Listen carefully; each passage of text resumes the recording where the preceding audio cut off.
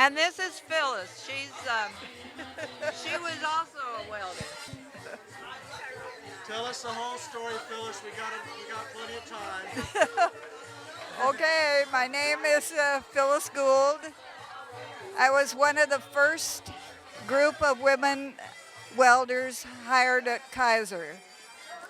Uh,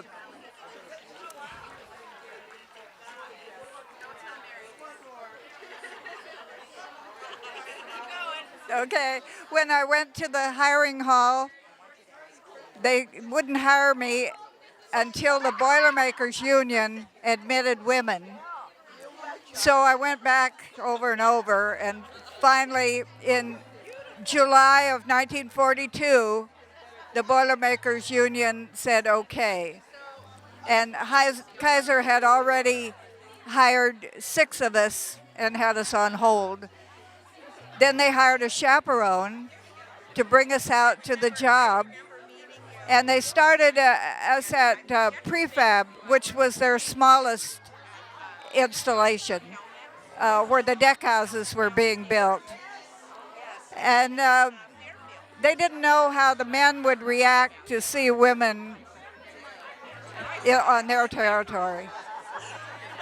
But it all worked out very well, and the chaperone didn't last too long. And then they were able to hire a lot more women.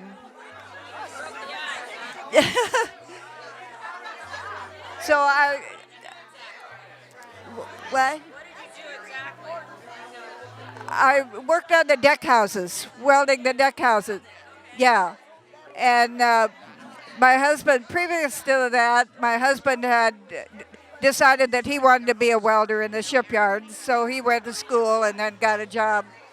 And when I said I wanted to do it too, he didn't approve.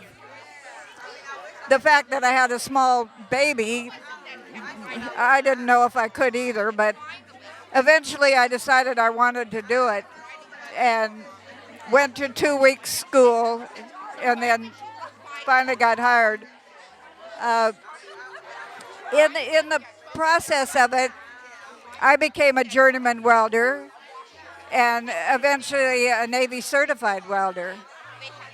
But at the point where I was doing the same work he was doing and I was getting the same pay he got, he couldn't handle it. Because at that time, men expected to be the head of the household and the women were expected to stay home and raise babies. So it was not only a big transition for women to do hard physical men's work, but it was hard on the men too to accept that we could do it. So my marriage dissolved. Yeah. Yeah, he couldn't handle that. He did go over to Pearl Harbor though and work on repair of the ships that had been bombed and later joined the Navy. But I really, really enjoyed being a welder. No, it was. We knew that we weren't going to work after the war. It was, yeah. I was assigned to a crew of all men, of course, and at the beginning of the shift, the lead man would point out what needed to be welded at that time. And he always told the guys, do it, and then I got what was left over. And I thought, enough of this. So one morning, in just lockstep behind him, every time he pointed to someplace, I said, I can do that. And by the end of that morning, he finally said, well, do it. And so I had to fight for, yeah. And later, as my family moved from Oregon down to get jobs too, and the house filled up with people, I wanted on graveyard shift so that there'd be a rotation in the bed. And and that was the first that they allowed a woman. I had to do a lot of talking to the superintendent of the facility. Finally, he said, okay. And I was lucky because one of the ship fitters,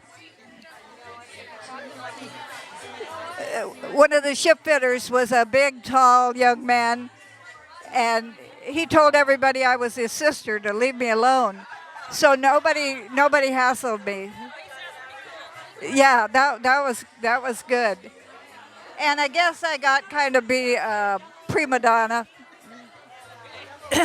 I knew I was a good welder, and so I got to do pretty much my choice of what I wanted to weld. But that's the way it went, you know. Just as new people came in, I was top dog. So, yeah. Did they ever make you be the one that assigned the job? No, I wouldn't have wanted that.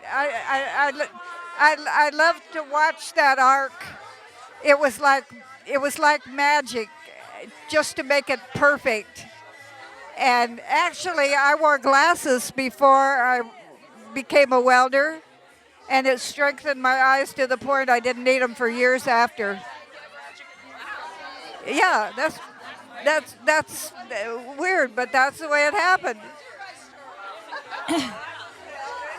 So after the first marriage failed, I married a guy I met in the shipyards, and that's a story too. I knew him, I knew him there, and I thought, this is a conceited character. He was a burner, and so I knew he lived in San Francisco, and I lived here in Richmond. But on the ferry coming over, he could get candy bars, and I'm a sucker for candy bars, so I asked him if he could buy some for me, and I gave him $5, which was a whole lot of money to buy all these Milky Way candy bars.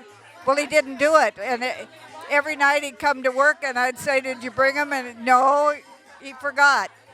So he says, if you'll come over on the transit and meet me at the transit center, I'll have the candy bars for you.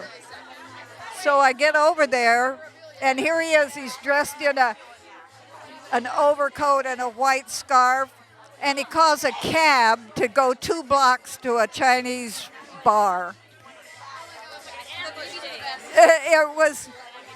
It was an adventure, I'll tell you.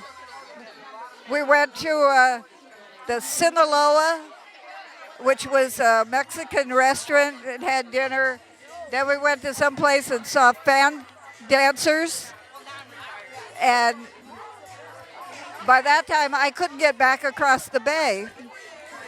So he said, well, we'll ride the streetcar out to the beach and then walk over to the other line and go back. And by then it'll be, I could catch transportation back home. Well, here I am out on the Great Highway.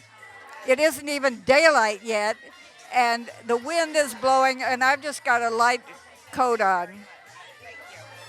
So, as far as I was concerned, he was out.